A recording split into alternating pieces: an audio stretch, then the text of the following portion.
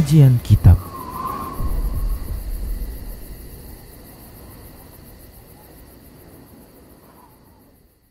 Bismillah, assalamualaikum warahmatullahi wabarakatuh.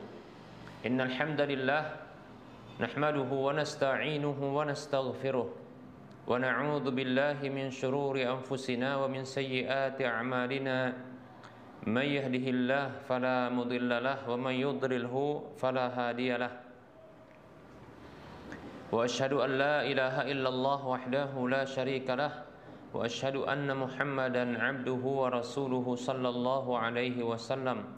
Qala Allah tabaraka wa ta'ala, ya ayyuhalladzina amanu taqullaha haqqa tuqatih wa la tamutunna illa wa antum muslimun.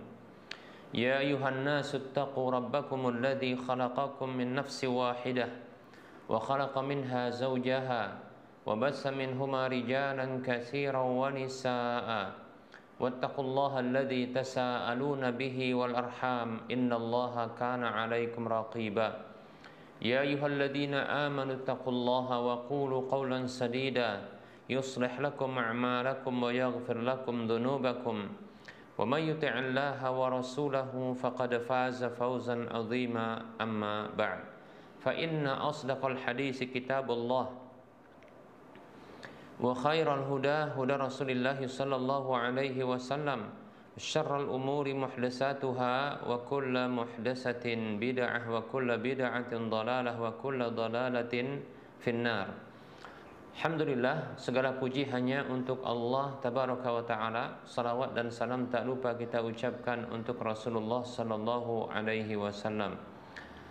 Para pemirsa Rosyah TV dan para pendengar Radio Medan Mengaji serta para pemirsa media-media sunnah yang turut serta menyiarkan kajian ini, kita lanjutkan pembahasan kitab Minhajul Muslim di bab yang keempat tentang ibadah, dan kita akan melanjutkan pembahasan di fasal yang keenam tentang mengusap khuf, ya, mengusap khuf atau yang disamakan dengan itu adalah kaos kaki, ya. Demikian pula mengusap perban.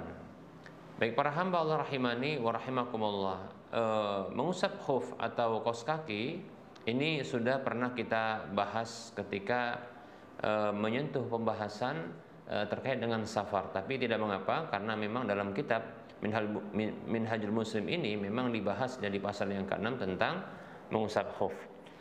Ya, ini sebagai bentuk perulangan kaji, ya, mengulang kaji kembali. Baik para hamba Allah rahimani wa rahimakumullah, mengusap khuf atau kaos kaki, ya,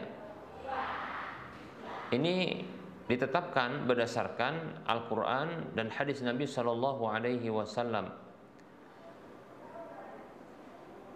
Berdasarkan Al-Quran, dalam surah Al-Maidah ayat 6, dahulu pernah ada qiraah yang dibacakan, ya, untuk mengusap kaki itu dengan membasuh kaki dalam mushaf Utsman, ya, mushaf Utsmani, ya. Itu sekarang, ya, wa arjulakum, namun dahulu pernah dibaca dengan wa arjulikum, ya. Baik para hamba Allah rahimani wa rahmakumullah, Allah berfirman, a'udzu billahi minasyaitonir rajim, ya ayyuhalladzina amanu idza qumtum ilas salati faghsilu wujuhakum wa aydiyakum ilal marafiqi wamsahu biru'usikum wa arjulakum ilal ka'bain. Nah, ini adalah dalam mushaf Utsmani, ya. Dalam qiraah salah seorang sahabat dibaca dengan wa arjulikum, ya. Kalau dibaca dengan wa arjulakum, kita terjemahkan seperti ini. Wahai orang-orang beriman, apabila kalian berdiri untuk sholat, maka basuhlah wajah-wajah kalian, kedua tangan-tangan kalian sampai siku, dan usaplah kepala kalian, lalu wa arjulakum, dan basuhlah kaki kalian. Dalam qiraah salah seorang sahabat dibaca dengan wa arjulikum. Maksudnya ini adalah disertakan dengan hukumnya sama dengan usapan kepala. Maksudnya adalah kalau dibaca wa arjulikum itu adalah mengusap kepala dan juga mengusap kaki. Nah, demikian. Baik para hamba Allah rahimani wa rahimakumullah. Nah, ini menunjukkan ya bahwasanya bolehnya untuk mengusap itu. Adapun dalil dari hadis Nabi sallallahu alaihi wasallam, Rasulullah bersabda sallallahu alaihi wasallam, "Idza tawaddaa ahadukum fala bisa khufai falyamsah alaihima wal yusalli wala yakhla'huma in syaa illa min janabatin." Hadis ini hadis yang dikeluarkan oleh Imam Al-Hakim dalam Mustadraknya. Disahihkan olehnya. Rasulullah Shallallahu alaihi wasallam bersabda, apabila salah seorang di antara kalian berwudu, maka lalu dia menggunakan khufnya, maka hendaklah dia mengusap pada kedua khuf tersebut dan sholatlah, dan tidak perlu dia untuk melepaskan kedua khuf tersebut kalau dia mau, ya, kecuali karena Nabi Shallallahu alaihi wasallam, ya. Khuf seperti yang kita sampaikan adalah alas kaki berupa sepatu yang menutup mata kaki, demikian, ya, itu namanya khuf. Disamakan dengan itu adalah ya kaos kaki dan yang semisalnya. Baik para hamba Allah rahimani wa rahimakumullah. Adapun pensyariatan tentang pengusapan pada perban atau yang semisal dengan perban ini berdasarkan dalam satu hadis yang diriwayatkan oleh Imam Abu Daud, ya, yaitu tentang seorang laki-laki yang terluka bagian kepalanya, lalu dia mandi sehingga dengan itu dia mati. Maka Rasulullah, ya, ketika mendapatkan laporan seperti ini, Rasulullah menyatakan di akhir hadis dengan mengatakan, innama kana yakfihi an yatayammama wa yu'assiba ala jurhihi khiraqatan summa yamsaha 'alaiha wa yaghsila sa'ira jasadihi. Disebutkan dalam hadis ini sesungguhnya cukup baginya dia bertayamum, ya, bertayamum, mengusap ya pada lukanya, kemudian dia mengusap, kita ulangi, ya, sesungguhnya cukup baginya untuk bertayamum, lalu dia membalut pada lukanya dengan perban, kemudian dia mengusap di atasnya dan dia mencuci atau membasuh jasad atau bagian tubuh yang lainnya. Nah, seperti itu. Baik, ya. Nah, ini dalil untuk hal seperti ini, ya, yaitu kebolehan untuk mengusap khuf, ya, mengusap kaos kaki, ya, dan juga mengusap perban yang sebagai penutup luka. Baik para hamba Allah rahimani wa rahimakumullah, untuk kebolehan mengusap ini, ya, ini dipersyaratkan beberapa syarat berikut ini. Yang pertama adalah menggunakan khuf tersebut dalam kondisi sudah suci, itu sudah berwudu. Kalau ada hadas kecilnya maka berwudu, kalau ada hadas besarnya maka mandi, demikian. Ini berdasarkan sabda Nabi sallallahu alaihi wasallam kepada Mughirah bin Syu'bah radhiyallahu anhu yang membantu berwudunya Nabi Shallallahu Alaihi Wasallam, ya, dengan menuangkan air, ya, untuk wudu Nabi Shallallahu Alaihi Wasallam. Kemudian beliau radhiyallahu anhu ingin melepas kedua khuf Nabi Shallallahu Alaihi Wasallam yang sedang dipakai agar bisa membasuh kedua kaki beliau, ya. Namun Rasulullah mengatakan Shallallahu Alaihi Wasallam, da'huma fa inni adkhaltuhuma tahirataini, ya, biarkanlah keduanya karena sesungguhnya aku sudah memasukkan keduanya dalam kondisi suci, demikian, ya. Hadisnya diriwayatkan oleh Imam Bukhari, Imam Muslim, dan Imam Ahmad. Ini syarat yang pertama. Syarat yang kedua adalah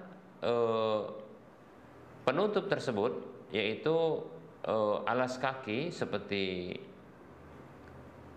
khuf, yaitu sepatu yang menutupi mata kaki, begitu juga kaos kaki itu adalah menutupi ya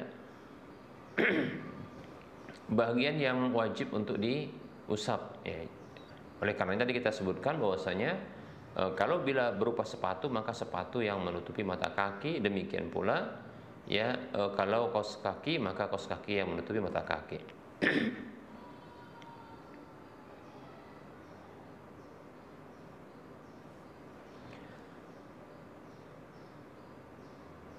Baik para hamba Allah rahimani wa rahimakumullah ya. Berikutnya adalah syarat yang berikutnya tidak menampakkan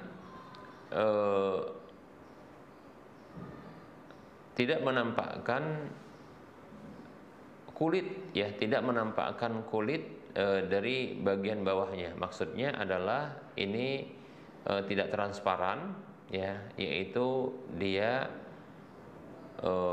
tebal seperti itu ya, dan dia menutupi keseluruhannya ya, tidak transparan demikian ya. Sehingga kalau transparan ini bisa akan tampak ya kulit ya, nampak kulitnya. Ini tentunya yang berpotensi seperti ini adalah kaos kaki yang mungkin dia agak murah sehingga tidak padat ya di dalam, atau tidak rapat ya serat-serat kainnya itu menutupi kulit kaki demikian.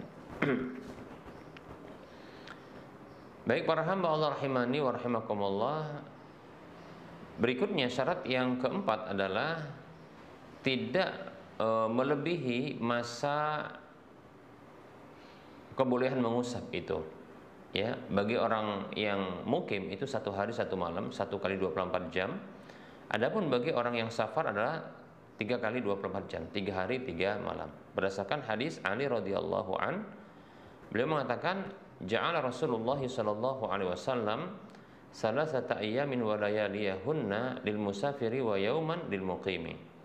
Rasulullah sallallahu alaihi wasallam menjadikan 3 hari dan 3 malam bagi orang safar dan 1 hari itu bagi orang yang mukim demikian. Jadi orang yang safar dikasih atau diberi dispensasi untuk kebolehan mengusap pada khuf itu sebagai ganti pembasuhan kaki itu selama 3 hari 3 malam, 3 kali 24 jam. Adapun bagi orang yang mukim itu cuma 1 hari 1 malam ya, 1 kali 24 jam. Baik para hamba Allah rahimani wa rahimakumullah. Kemudian syarat berikutnya adalah tidak melepaskan ya, tidak melepaskan khuf tersebut atau kaos kaki tersebut setelah mengusapnya. Nah, kalau dia lepaskan maka batal kebolehan untuk mengusap khufnya, namun tidak batal bersucinya demikian ya. Jadi tidak batal bersucinya, namun batal kebolehan untuk mengusap pada waktu berikutnya demikian. Hanya saja sebagian ulama berpendapat bahwasanya usapan tersebut itu tidak berlaku sehingga wajib untuk dibasuh dengan air kedua kaki tersebut demikian ya. Ini salah satu pendapat dari pendapat ulama, dan ini pendapat yang dinyatakan oleh Syekh Abu Bakar Jabir Al-Jazairi. Baik para hamba Allah rahimani wa rahimakumullah.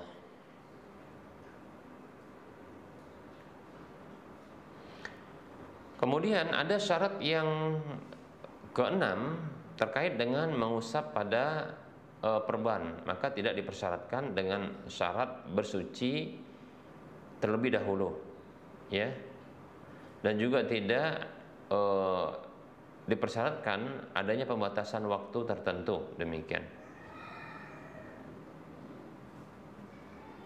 Hanya saja dipersyaratkan itu tidak boleh ya melebihi ya pada objek luka ya. objek luka yang dia harus diikat atau diperban, demikian ya, demikian. Karena tentunya objek luka itu yang butuh untuk diperban, adapun selainnya atau ditutupi, adapun selainnya tidak perlu, demikian ya.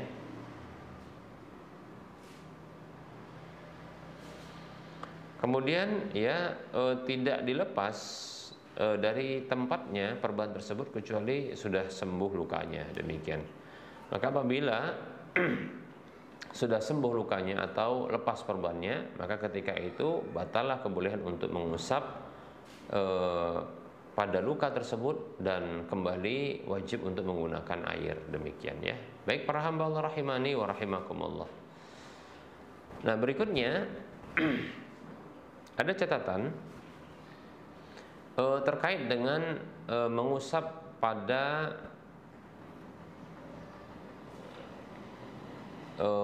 kita katakan sorban ya, mengusap pada sorban. Boleh untuk mengusap ya pada sorban karena alasan darurat dingin atau karena dalam kondisi safar ya. Berdasarkan riwayat hadis yang dikeluarkan oleh Imam Muslim dalam kitab sahihnya, anna Nabiy sallallahu alaihi wasallam tawaddaa fi safarihi famasaha binasiyatihi wa 'alal imamati.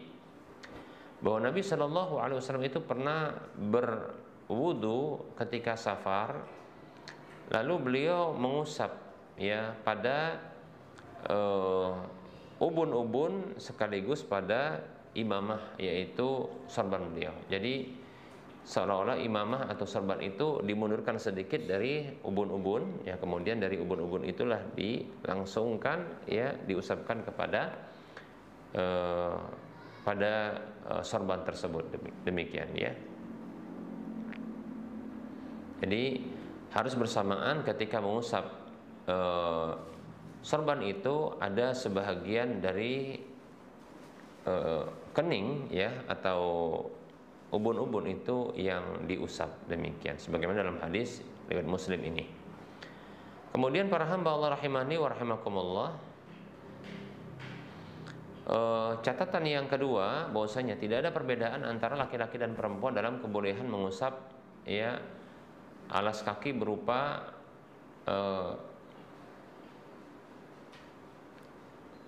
sepatu yang menutupi mata kaki ataupun kaos kaki ya.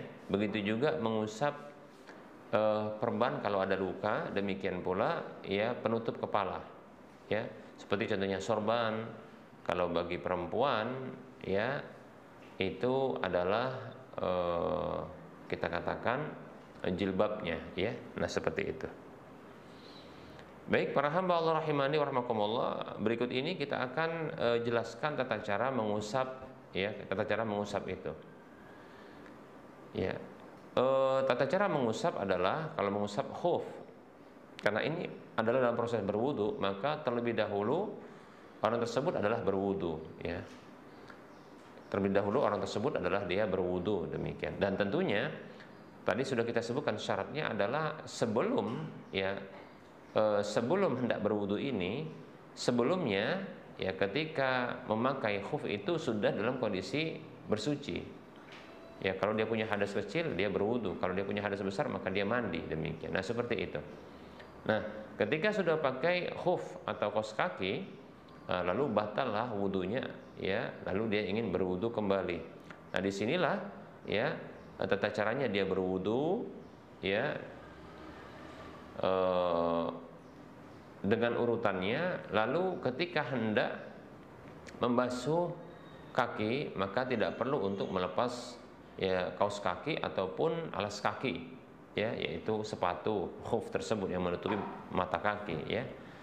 Maka dibasahi kedua tangan, kemudian ditiriskan ya, kemudian meletakkan ya tangan tersebut kedua-duanya itu tangan kanan pada punggung dari telapak punggung dari kaki kanan, kemudian tangan kiri ya atau telapak tangan kiri itu meletakkan pada punggung ya kaki kiri, demikian. Lalu diusap bagian atasnya. Nah, seperti itu. Ya. Baik. Nah, pastikan tadi kita katakan bahwasanya itu dalam kondisi memakai khuf, itu sepatu yang menutupi mata kaki, atau ketika menggunakan kaos kaki, jadi tidak perlu diusap, demikian ya. Dan itu bersamaan dengan menyentuhkan tangan-tangan ini pada tangan atau jari-jari ini ke jari-jari kaki, demikian ya. Jadi kita ulangi ya, tata cara berwudu, tata cara mengusap khuf atau mengusap kaos kaki adalah sebelum mengusap kaos kaki ini ya, sebelum mengusap kaos kaki ini ya sudah terlebih dahulu itu memakai khuf atau kaos kaki, yang sebelum memakai kaos kaki atau khuf tersebut itu sudah berwudu terlebih dahulu bagi yang punya hadas kecil, atau mandi ya bagi yang punya hadas besar, demikian. Nah, ketika hendak berwudu pada kali berikutnya, maka tidak perlu melepaskan kaos kaki atau tidak perlu melepaskan khufnya, sepatu yang menutupi mata kaki. Berwudu seperti biasa dengan urutannya. Kemudian ketika hendak membasuh kaki, maka cukup ya tangan ini dibasahi ya dengan air kedua-duanya, lalu ditiriskan supaya tidak terlalu basah, seperti dengan dicipratkan begitu ya. Kemudian posisi tangan itu sekaligus ya ke arah punggung kaki ya. Jadi tangan kanan atau telapak tangan kanan ini diletakkan pada kaki kanan, punggung kaki kanan ya, sejajar dengan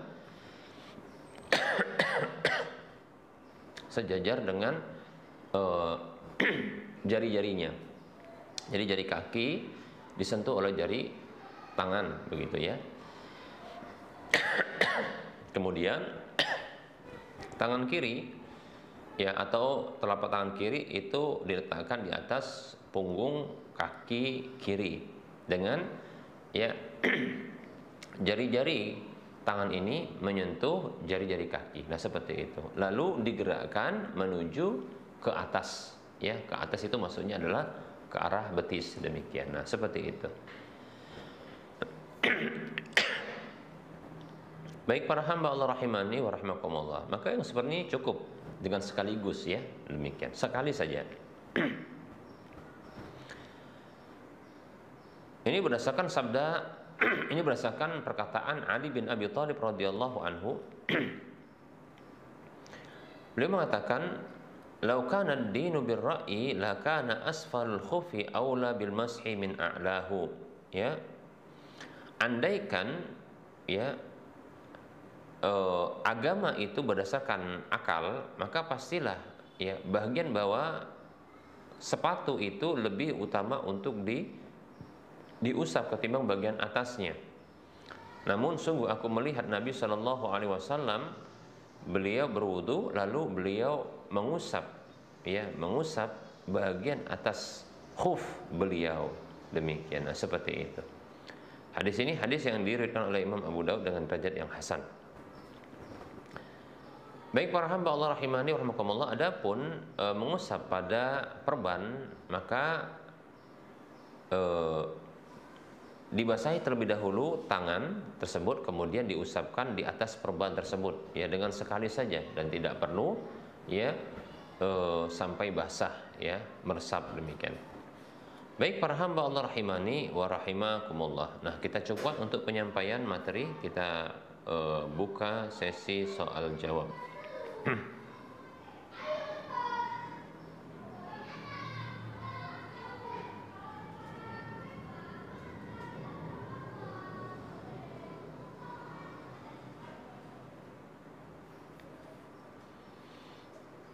Baik para hamba Allah rahimani wa rahimakumullah.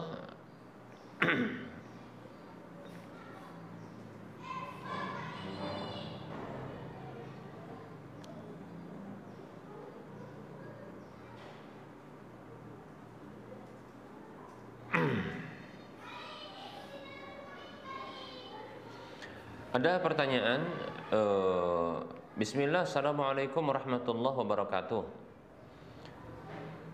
Mau nanya ini, buat perempuan jika mau sholat tarawih lebih baik di masjid atau di rumah? Baik.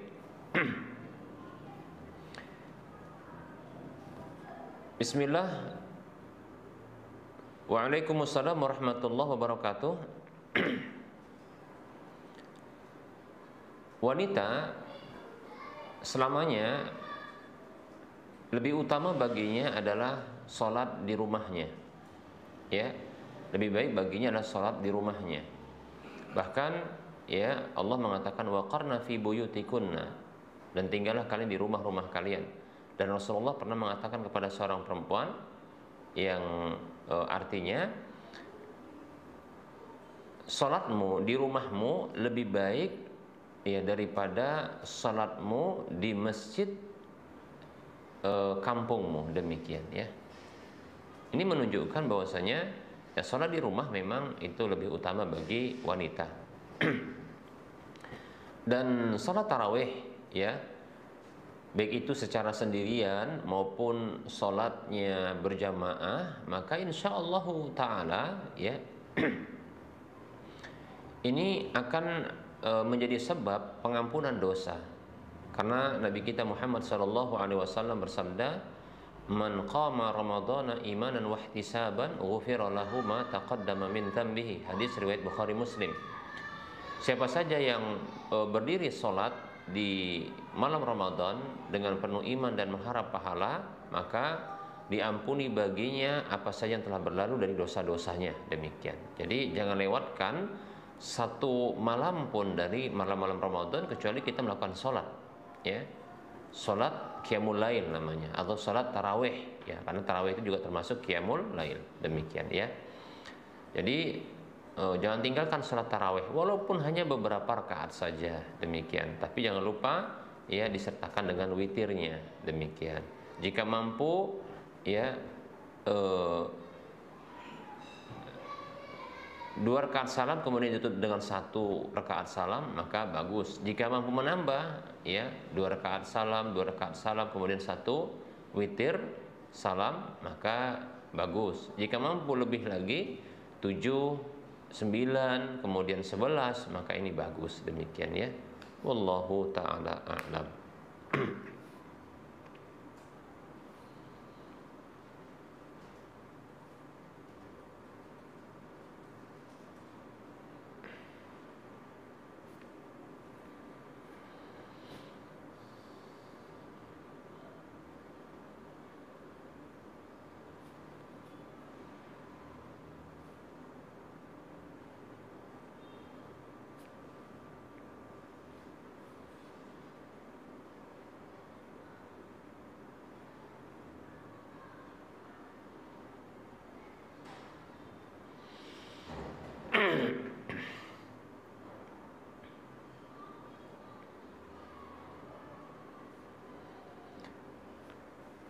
Ada pertanyaan. Assalamualaikum warahmatullahi wabarakatuh. Semoga Allah selalu melimpahkan rahmatnya dan menjaga Ustadz serta keluarga dan kaum muslimin seluruhnya. Amin ya rabbal alamin. Izin bertanya. Di satu kampus insya Allah saat Ramadan nanti kami berencana melakukan salat tarawih berjamaah di dalam lingkungan kampus. Namun karena tidak ada musola di dalam lingkungan kampus, maka akan dijadikan tempat salat adalah sebuah aula serbaguna, yang mana aula tersebut selain digunakan untuk acara-acara kampus, biasanya di satu hari tiap pekannya aula tersebut dijadikan tempat untuk kegiatan mahasiswa kerohanian Nasrani. Pertanyaan, apakah boleh kami menggunakan aula tersebut untuk salat isya dan salat tarawih berjamaah, Ustaz? Yang membuat kami ragu karena aula tersebut rutin tiap pekannya dipakai untuk kegiatan, ya, mahasiswa kerohanian. Walaupun, ya, di dalam aula tersebut tidak ada simbol-simbol agama tertentu, ya. Baik. Bismillah, waalaikumsalam warahmatullahi wabarakatuh. Ada larangan Nabi Shallallahu Alaihi Wasallam untuk menjadikan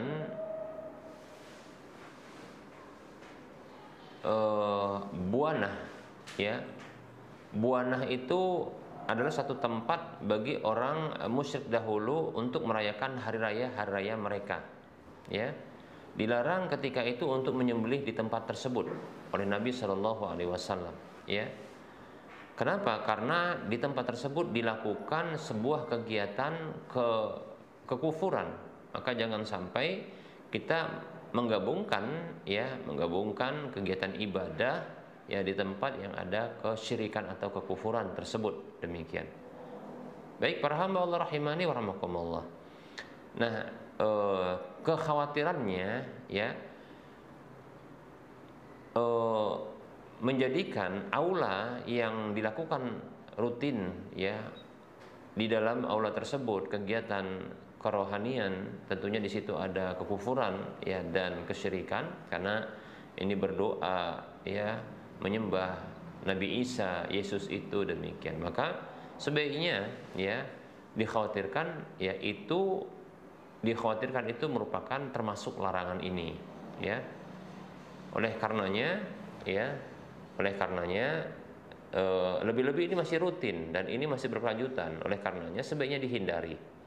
Lalu apa yang harus dilakukan? Maka saya sarankan yang bisa dilakukan adalah contohnya adalah mungkin di ruang kelas ya, di ruang kelas ini barangkali bisa dilakukan untuk sholat isya, demikian pula sholat tarawih. Nah itu barangkali yang sebagai solusi. Insyaallah taala ruang kelas ya itu bisa disterilkan atau dibersihkan terlebih dahulu ya dengan diatur kursi dan bangkunya, kemudian lakukan sholat di tempat tersebut untuk sholat isya dan tarawih. Saya sarankan untuk melakukan azan dan qomat ketika masuk waktu isya dan qomat untuk sholat isya-nya, demikian ya. Wallahu ta'ala a'lam. Afwan.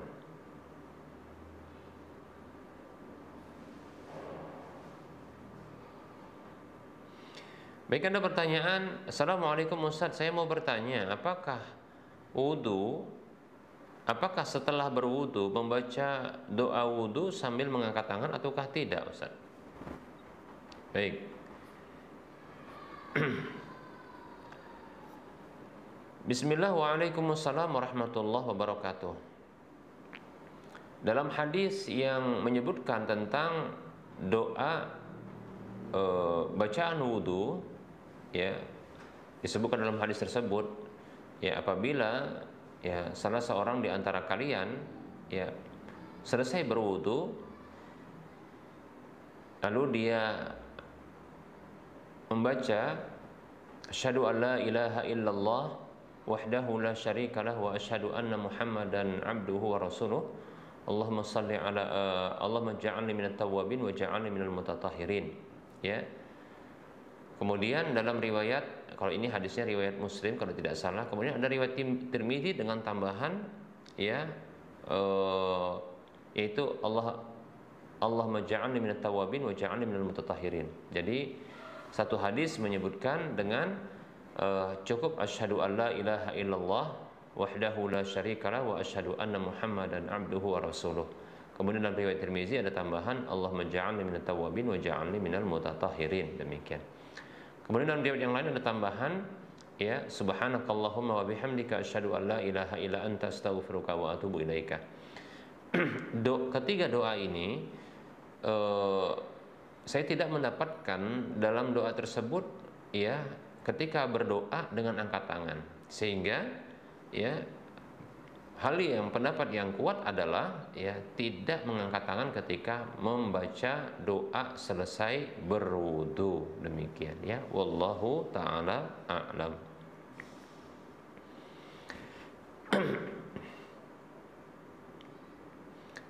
Ada pertanyaan. Assalamualaikum Ustaz, izin bertanya, ketika berzikir setelah salat fardu apakah boleh tidak berurutan? Mohon penjelasannya.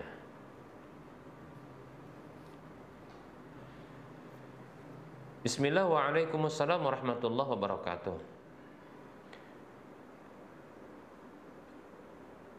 Jawabannya adalah boleh, ya, bila dalam hadis-hadis yang menjelaskan tentang doa-doa tersebut itu terpisah. Adapun, ya, bacaan zikir yang datang dalam satu hadis dengan berurutan, maka tentunya dibaca dengan berurutan. Contohnya adalah, ya, selesai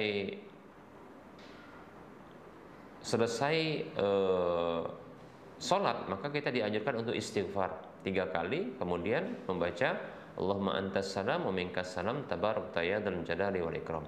Ya, tidak boleh, ya, itu dibalik, ya, dibaca dulu Allahumma antas salam wa minkas salam tabarakta ya dzal jalali wal ikram, baru istighfar. Kenapa? Karena hadis riwayat Muslim ini, ya, kalau tidak salah ini riwayat Muslim, itu disebutkan istighfar terlebih dahulu, baru Allahumma antas salam wa minkas salam tabarakta ya dzal jalali wal ikram. Jadi istighfar, astagfirullah, astagfirullah, astagfirullah, Allahumma antas salam wa minkas salam tabarakta ya dzal jalali wal ikram. Adapun setelah itu, bila datang zikir-zikir setelah sholat di hadis yang terpisah-pisah, maka boleh, silahkan memilihnya, ya. Boleh setelah tadi yang kita baca itu membaca langsung, ya, subhanallah 33 kali, alhamdulillah 33 kali, Allahu akbar 33 kali. Baru tutup la ilaha illallah wahdahu la syarikalah lahul mulku wa lahul hamdu wa huwa ala kulli syai'in qadir. Nah, ini dalam satu hadis, ya. Maka tidak boleh, ya, dibalik begitu dia. Ya, tidak boleh, tidak berurutan. Kalau dalam satu hadis seperti ini lantas mau dibaca terlebih dahulu la ilaha illallah wahdahu la syarikalah lahul mulku wa lahul hamdu wa huwa ala kulli syai'in qadir, kemudian, ya, Allahu akbar 33 kali, kemudian alhamdulillah 33 kali, kemudian subhanallah 33 kali. Nah, ini terbalik yang seperti ini, tidak boleh, karena hadisnya menyebutkan dengan cara berurutan, karena dalam satu hadis letaknya. Adapun kalau dalam hadis-hadis yang lain, ya, ini ada bacaan yang terpisah, maka silahkan, ya, silahkan mendahulukan mana yang dibelakangkan, tidak mengapa. Jadi tidaklah mesti berurutan dia, kecuali kalau dalam hadis, satu hadis itu berurutan, demikian. Wallahu ta'ala a'lam.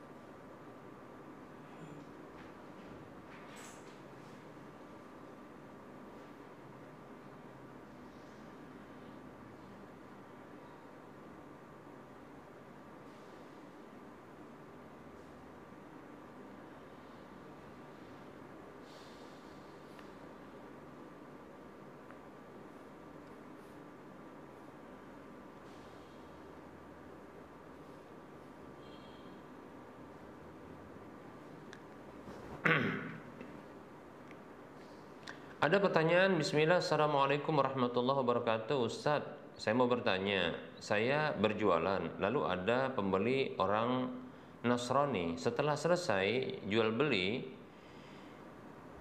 ya, saya ucapkan terima kasih, ya Kak, semoga lancar rezekinya, ya, ditunggu orderan berikutnya. Nah, apakah ucapan seperti ini adalah doa yang dilarang untuk orang kafir? Ustadz, mohon penjelasannya. Jazakallahu khairan wa barakallahu fiik. Bismillah, waalaikumsalam warahmatullahi wabarakatuh. Wa anti fajazakillah wa fiik barakallah. Interaksi dengan orang kafir, ya, boleh dalam urusan harta dan urusan-urusan dunia yang lainnya, insyaallah ta'ala. Mengucapkan terima kasih juga kepada orang kafir juga tidak mengapa, ya. Karena Rasul mengatakan sallallahu alaihi wasallam, la yashkurullah man la yashkurun nas, ya. Tidaklah bersyukur kepada Allah, ya, orang yang tidak berterima kasih kepada manusia, demikian. Hadis riwayat Abu Daud dan yang lainnya. Baik para hamba Allah rahimani wa rahimakumullah. Mendoakan orang kafir, ya, asalkan bukan mendoakan ampunan, ya, yang bertentangan dengan kekufurannya, doakan ampunan, ya, mendoakan keberkahan, ya, mendoakan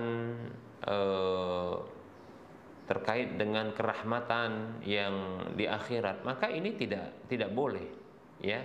Kenapa? Karena tidak ada kerahmatan di akhirat bagi orang kafir, ya. Tidak ada ampunan, ya, di dunia dan di akhirat bagi orang kafir. Demikian. Bila dia mati dalam kondisi kafir tentunya, atau dia dalam kondisi masih kafir. Nah, seperti itu, ya. Adapun doa-doa yang terkait dengan dunia, maka itu dibolehkan, ya. Itu dibolehkan, seperti ya semoga Allah berikan kesehatan, ya semoga Allah sementara berikan keselamatan di perjalanan, ya semoga Allah subhanahu wa ta'ala memperlancar rezeki. Nah, insya Allah ta'ala ini Allah ta'ala alam tidak mengapa. Kenapa? Karena ini urusan dunia, ya, dalam urusan dunia. Adapun terkait dengan urusan akhirat seperti ampunan, ya kerahmatan di akhirat, keberkahan. Karena keberkahan itu maknanya tetapnya kebaikan, banyak kebaikan, ya, bertambah-tambah kebaikan dan berterusan kebaikan. Ini tidak mungkin, ya, bagi orang kafir tersebut tidak mungkin, ya. Karena nggak akan berterusan itu sampai ke akhirat. Ini makanya bertentangan dengan kekufurannya, demikian, ya. Nah, kecuali satu doa, yaitu doa meminta hidayah kepada Allah untuknya, demikian, ya. Nah, ini dibolehkan sebagaimana Nabi SAW mendoakan ya hidayah bagi umatnya, demikian, ya. Dan tentunya umatnya itu ada yang kafir, ya. Nah, seperti itu. Seperti Rasulullah pernah mendoakan antara Abu Jahal dengan Umar radhiyallahu an, ya, ketika masih keduanya dalam kondisi kafir, didoakan ya oleh Allah, oleh Rasulullah kepada Allah untuk diberi hidayah. Ternyata Allah lebih memilih, ya, Umar untuk diberi hidayah oleh Allah, ya, atas dasar permintaan Rasulullah Shallallahu Alaihi Wasallam, ya. Wallahu taala a'lam.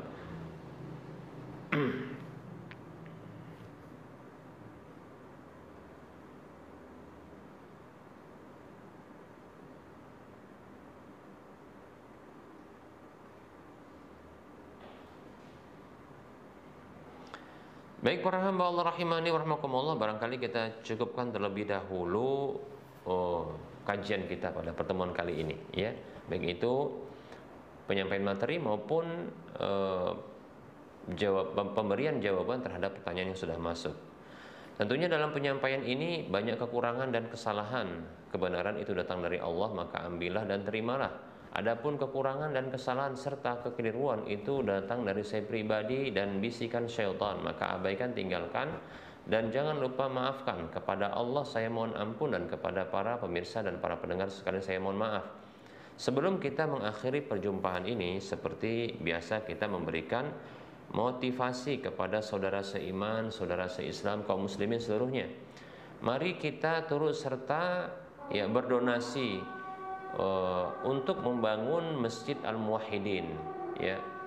Tahap satu yang akan kita bangun adalah, ya, pembangunan kantor Masjid Muwahhidin, pembuatan gerbang dan pembatas, pagar pembatas, gudang serta toilet sementara, pos jaga, mushola sementara, penimbunan lahan untuk masjid, untuk bangunan masjid, dan pembuatan 12 pondasi dari 36 pondasi. Ini kurang lebih sekitar 4 miliar. Baik, ya. Silakan para kaum muslimin sekalian yang ingin memiliki aset akhirat yang minimal pahalanya 700 kali lipatnya, dan ini akan terus mengalir pahalanya, ya, tatkala dimanfaatkan tentunya. Ya, mari, ya, kita turut serta bahu membahu, ya, di dalam kebaikan ini. Dan tentunya, ya, sekecil apapun yang kita sumbangsihkan dari harta kita untuk membangun rumah Allah, maka Allah bangunkan sebuah rumah di surga. Mari transfer ke nomor rekening Bank Syariah Indonesia di nomor 7127485555 atas nama Yayasan Lajnah Dakwah Medan, kode bank 451. Semoga Anda termotivasi dan semoga bermanfaat. Anda bisa melihat info lanjutan di layar kaca Anda ini, ya. Kita mohon maaf atas segala kekurangan. Kita ketemu lagi di lain kesempatan. Wassallallahu ala Muhammad wa ala alihi wa ashabihi ajma'in. Subhanakallahumma wa bihamdika asyhadu an la ilaha illa anta astaghfiruka wa atubu ilaika walhamdulillahi rabbil alamin. Wassalamualaikum warahmatullahi wabarakatuh.